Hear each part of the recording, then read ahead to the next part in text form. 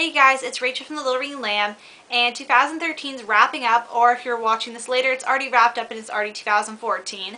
And this has been a phenomenal year for reading. I probably say that every year, but I've read such great books this year. So I'm going to give you guys my top 10 of 2013, plus last year I added a category called the Conflicted Award, and this was a book that had me conflicted. Yeah, I still loved it, just it had...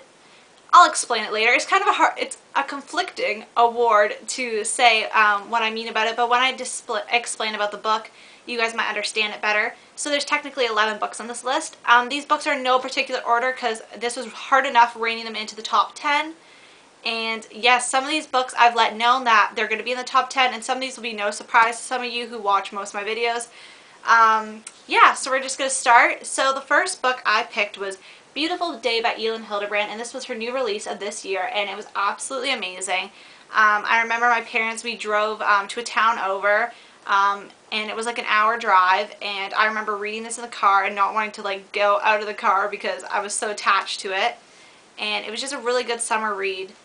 The next book, should come to no surprise, is Crushed by Sarah Shepard, and this is the 13th book in the Pretty Little Liars series. This series is one of my favorites. It's phenomenal, and with Crushed, I also picked Deadly by Sarah Shepard, and both of these books were phenomenal, and I find this one of the best years for how, like, she usually releases 2 a year consistently the last few years, and I find these two to be the most suspenseful ones that come together. Like, usually you have one that you love more than the other, but honestly I can't pick which one I love more. Mind you, Deadly I'd say was more intense, but still Crushed at the time, like, I was just going crazy. They're both really good. So I'm not going to talk anymore about that because I could probably talk for a long time about that if you've seen how long my reviews are on those books. The next book is Sarah Dessen's The Moon and More, and I never thought I'd actually put a Sarah Dessen on my favorites just because I love her books, but they don't resonate with me long, like, because the contemporaries, I just find some of them like seem like they're kind of copying each other, like not copying each other, but there's always like a girl and she meets a boy and there's a problem, they break up, which is a lot of contemporaries and stuff like that. But I really like this one. I really like the ending. I just really enjoyed the Sarah Dessen book, and this is my favorite Sarah Dessen book so far I've read. Okay, so the next 4 books I have are The Spectacular Now by Tim Tharp. I absolutely love this book so much. I really actually want to see the movie. It was such a great book. Yeah, all these books are so great. Like, I'm just going to be saying this is such a great book, ending it with that, but they're really awesome. And I have reviews on... Yes, I have reviews on all these books on my channel if you just search at the top, because some of them are from the beginning of the year, so it's quite a while back. Pushing the Limits by Katie McGarry. I was going to pick Dare You To too, but I didn't. Dare You To too, but I didn't have enough room on this list, so I just picked this one because this is the first one in the series, and I really liked this book. It was a really good contemporary. Just had to keep shifting everything. The next book I just read a few days ago, and it was Dying to Know You by Aidan Chambers. I absolutely love this book. You can tell by the sticky note pages. Yeah. Sorry I'm repeating myself here, but these are all just great books. The next one is I've Got Your Number by Sophie Kinsella.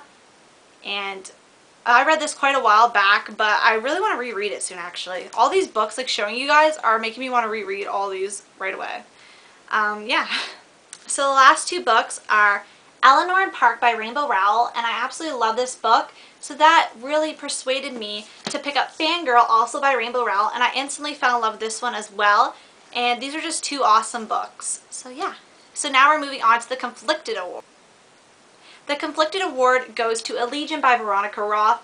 Though I did really appreciate that the ending was realistic and all, I was kind of heartbroken at the same time. That is all I'm going to say about it because I did a review on it, and I think I included a discussion or I said something about that, but I did really enjoy this book. I gave it a good rating.